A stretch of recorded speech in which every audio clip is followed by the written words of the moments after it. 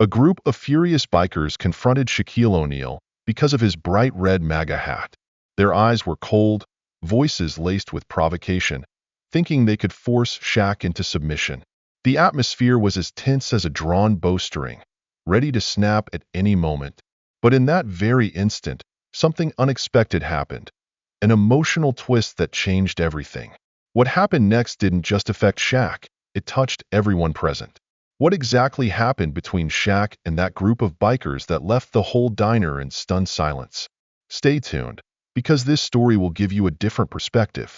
Shaq was on his way back from a charity event when he stopped at a small diner along Route 66 for a quick meal. When he walked in, his red, "Make America Great Again" hat was still perched on his head, catching the dim light and drawing subtle attention. The town was so quiet that Shaq thought he could enjoy his meal unnoticed. But just a few minutes after sitting down, things began to shift. A group of men at a nearby table started staring at him, whispering among themselves, smirking. One of them, a wiry man with cold eyes, stood up and walked straight over to Shaq's table. "Hey, big guy," he said, his voice dripping with provocation, his narrow eyes locking onto Shaq's. "That hat, you think you got the right to wear it here? It's not welcome around here." Shaq looked up, his gaze calm but undeniably powerful as he met the man's eyes. Shaq wasn't one to be intimidated. "This is my hat, my right. This is a free country. If you don't like it, that's your problem," Shaq replied evenly. Shaq's response didn't make the man back off. Instead, he raised his voice, drawing the entire diner's attention. The tension in the room thickened as the group turned their gaze toward them. Another man from the group, bigger and meaner looking, moved closer. "You think you're special, wearing that hat here like you own the place. Don't think just because you're tall and famous you can do whatever you want." Shaq rose to his feet, his massive frame immediately making the second man hesitate. He didn't want trouble, but it was clear this group wasn't about to let him go. Around them, a few diners began to quietly slip out of their seats, sensing trouble brewing. Another one of the group approached, his voice low and growling. "Who do you think you are, huh? That attitude won't fly here. Don't think being famous means you can do whatever you want." Shaq stood still, his presence towering over the men in front of him. He didn't move, just stood there calmly. Chairs scraped against the floor as more people began quietly leaving the diner. The waitress behind the counter stood frozen, her eyes darting nervously. Everything seemed on the verge of exploding. Then a voice rang out, cutting through the rising chaos, calm, but with an undeniable authority. "That's enough. What are you doing, harassing a man just because of a hat?" The group turned, startled. From the corner of the diner, a man stood up. He wasn't tall or imposing, but there was something about his sharp gaze and steady presence that silenced the entire room. The worn jacket he wore bore the insignia of the U.S. Navy, and his eyes held the resilience of someone who had faced years of hardship. Shaq turned, seeing the middle-aged man rise from the corner of the diner. He wore a faded jacket with a Special Forces emblem on the shoulder. His sharp eyes and calloused hands spoke of years of hard work and endurance. The man stepped forward, placing himself between Shaq and the group. He wasn't as tall as Shaq, but his commanding presence made the whole room fall silent for a moment. "I fought to protect the freedom of people like you, like him, and everyone in this room. If you can't respect that, you'd better leave now." A heavy silence hung over the diner. The troublemakers hesitated, none daring to say anything. After a moment of tense silence, the first man muttered something under his breath and turned away, the rest of the group following him out, leaving behind a much-relieved atmosphere. Shaq stepped forward, extending his hand to the man who had intervened. "Thank you, sir. I'm Shaquille, but people call me Shaq." The man took Shaq's hand, a faint smile crossing his time-worn face. "I'm Mike, just a mechanic, nothing special." Shaq looked closer at Mike. His shoes were worn, his step slightly uneven, and his eyes, though tired, still held a spark of resilience. There was something about this man that Shaq couldn't ignore. "Were you in the military?" Shaq asked. Mike nodded. "Yeah, Navy SEAL, but that was a long time ago. Now, I just get by day." Shaq nodded thoughtfully, then suddenly said, I owe you a meal. Sit down. I want to hear more about you. Mike hesitated for a moment, but eventually took a seat. Throughout their conversation, Shaq began to understand Mike's life more deeply, and what he was about to hear would not only touch him profoundly but also ignite a mission to change thousands of lives. Shaq had met many people in his life, but Mike was different. His story not only inspired admiration but also opened a path Shaq had never imagined he would take. When Shaq invited Mike to sit, he had no idea that he was about to enter an emotional conversation that would forever change the way he saw life. Mike seemed like an ordinary person, but behind that exterior was a world full of hardship and extraordinary courage. Shaq took a sip of his coffee, leaning forward, his voice curious but gentle. You said you were in the Navy SEALs. I guess life now isn't quite what you imagined, is it? Mike gave a faint smile, though sadness was clear in his eyes. No, not at all, but I'm not one to complain. Every day, I just try to do my best to keep moving forward. Shaq remained silent, giving Mike the space he needed to continue. It seemed like he needed someone to share this burden with after carrying it for so long. I joined the Navy SEALs when I was young. Most of my life was dedicated to the military, not because I loved war, but because I believed in the mission. I used to think I was invincible, but then one day, on the battlefield, a landmine changed everything. I lost my ability to fight, along with the career I'd spent my entire life building. Shaq nodded, his face full of empathy, but Mike wasn't done. After I left the service, I tried to start over, but civilian life isn't what people imagine when they're still in uniform. I did all kinds of jobs to get by: security guard, manual labor, mechanic. Things were fine, or at least tolerable until... Mike paused, taking a deep breath as if gathering the strength to continue. Shaq leaned in closer, silently waiting. Until Emily, my wife, was diagnosed with cancer. Every cent of our savings, everything I had, went into chemotherapy and radiation. But it was never enough. Mike sighed, his shoulders sagging under the weight of his words. Now, I work myself to the bone to pay for her treatment, but it's still not enough to save the person I love most. Shaq clenched his fists, struggling to hold back his emotions. He had met countless people in his life, but he had never heard a story like this, from someone who had given so much and received so little in return. Emily, is she still receiving treatment? Shaq asked, his voice low but sincere. Mike nodded. She's at Riverdale Hospital here in town. They're doing everything they can, but I know that without enough money to keep going, we'll have to stop. And for Emily, that means losing her chance to survive. Shaq leaned back in his chair, his mind racing. He was used to solving problems with his strength or his money, but this story wasn't just about money. It was about a broken system, a life filled with hardship, and a man who kept fighting even when everything seemed stacked against him.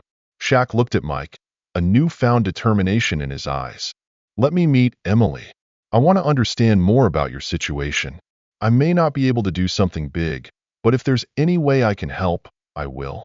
Mike seemed surprised for a moment, then he nodded. For a man used to facing challenges alone, accepting help wasn't easy. Thank you, Shaq. Thank you for taking the time to listen. The two of them left the diner and headed straight to Riverdale Hospital. It was a small facility, tucked in the corner of town with peeling walls and narrow hallways. Shaq paused for a moment as he stepped through the door. The first thing that caught his eye was a frail little girl in a wheelchair, her face pale but brightened by a weak smile as she chatted with a nurse. Further down, an elderly woman sat on a plastic chair, her back against the wall, her shoulders slumped under the weight of exhaustion as she waited for her turn. The air was thick with the smell of antiseptic, carrying a sense of overwhelming fatigue. Shaq turned to Mike, barely holding back his frustration. This is where Emily is being treated? I can't believe a hospital like Riverdale is in such poor condition. Mike only nodded quietly. They're doing what they can. The doctors and nurses here are dedicated, but resources are just too limited. For people like me, without the means to look for better options, there's really no choice. Shaq said nothing more. Following Mike down the narrow hallway, Shaq's large frame drew the curious gazes of those they passed by. In a small room with dim lighting, Emily lay in bed, her slender body and pale skin a vivid reminder of her battle. But as soon as she saw Mike enter, her eyes lit up and she smiled. "Mike, you're here," she said, her voice weak but full of love. Shaq stood beside Emily's bed, leaning down to greet her. Emily gave him a warm smile.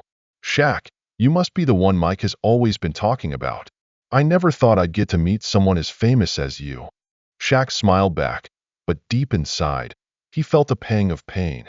Emily's cheerful words couldn't mask the harsh reality that she was fighting for her life every single day. Leaving Riverdale Hospital, Shaq didn't say a word all the way back to the car, but his mind was flooded with images of Emily, the other patients, and the dilapidated state of Riverdale. Those scenes played like a haunting reel, looping in his head over and over. Finally, Shaq broke the silence, his voice low but resolute.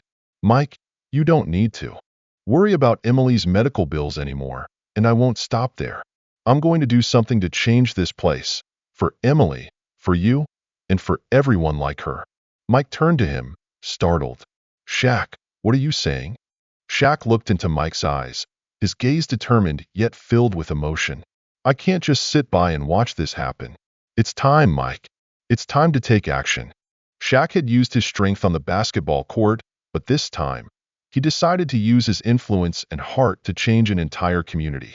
He sat silently in the car, his eyes staring out the window, replaying the images of Riverdale Hospital, Emily, the frail patients, the rundown facilities, over and over like a slow-motion film. But the most powerful emotion he carried wasn't sadness, it was determination. Shaquille O'Neal, the man who once made audiences cheer on the court, was now preparing to step onto a different kind of stage. One where money, fame, or physical strength weren't everything. "Mike," Shaq said, turning to him, his voice calm but filled with determination. "I once thought I understood hardship, but today you've shown me a perspective I've never seen before." Mike, sitting in the passenger seat, looked at Shaq in surprise, uncertain of what he meant. "You're a good man, Shaq, but you don't need to do this for me." Shaq shook his head. "No, Mike. You've done more than you think.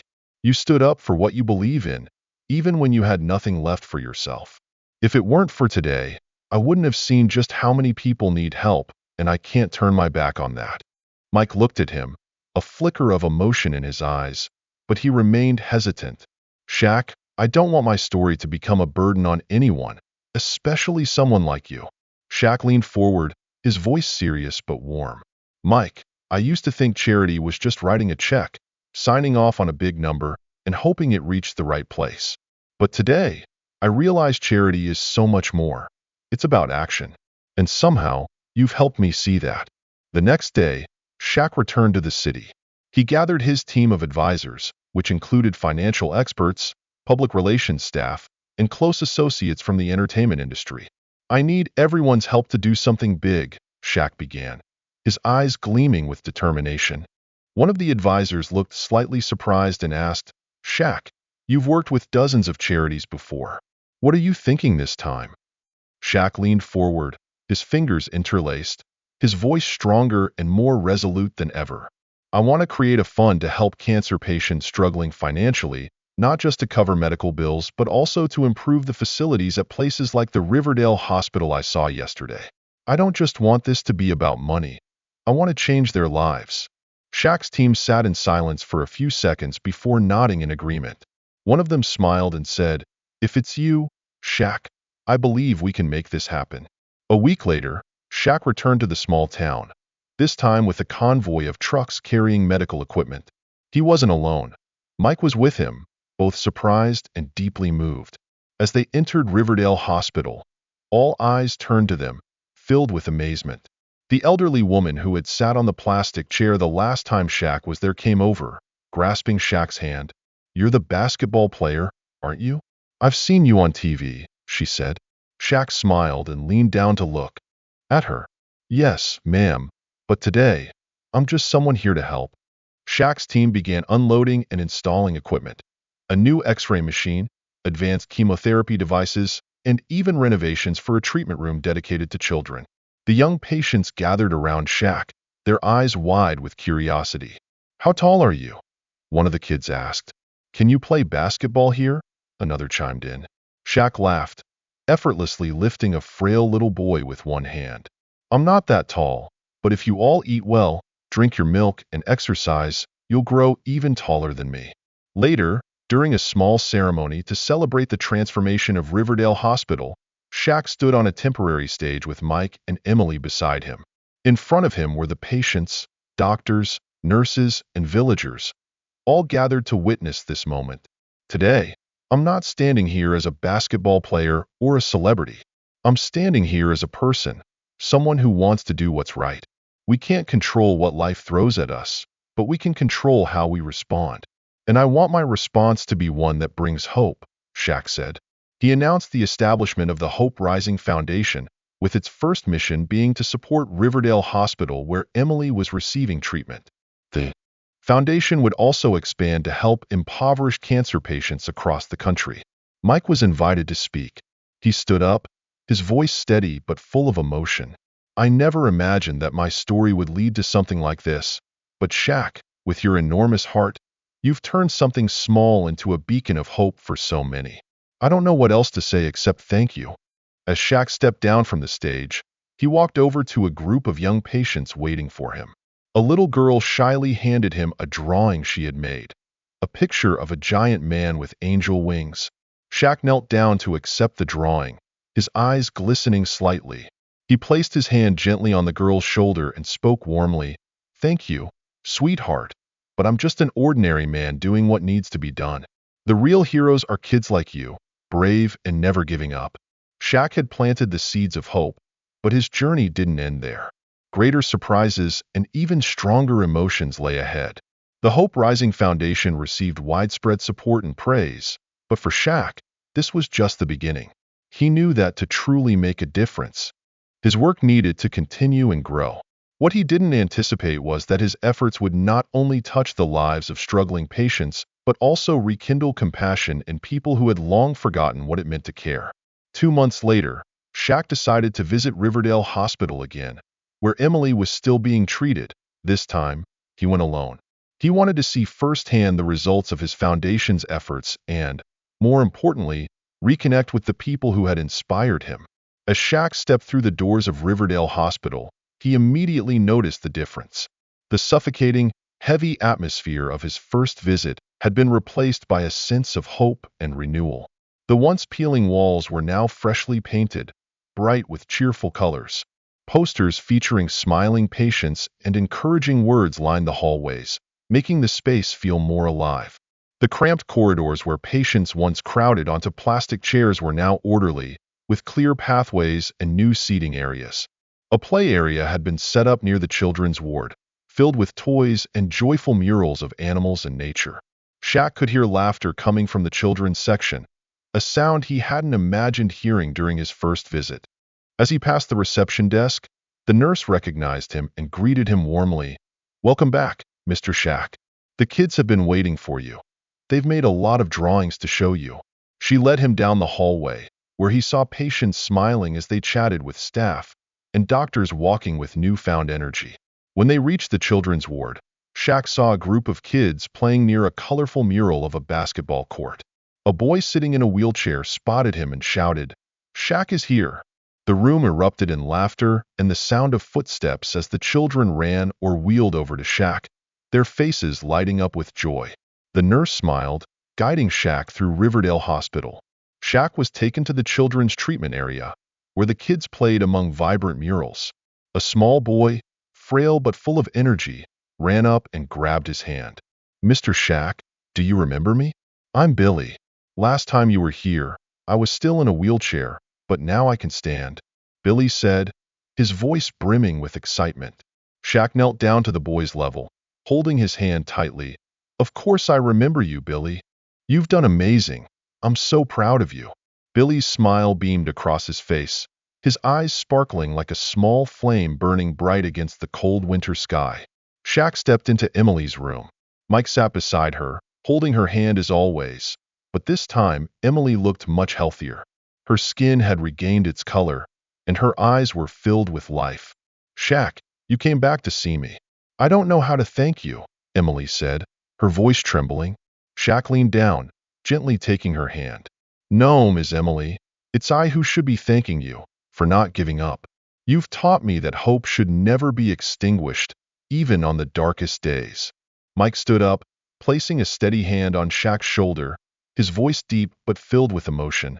Shaq, you didn't just save Emily. You saved me and hundreds of others here. You didn't just give them money.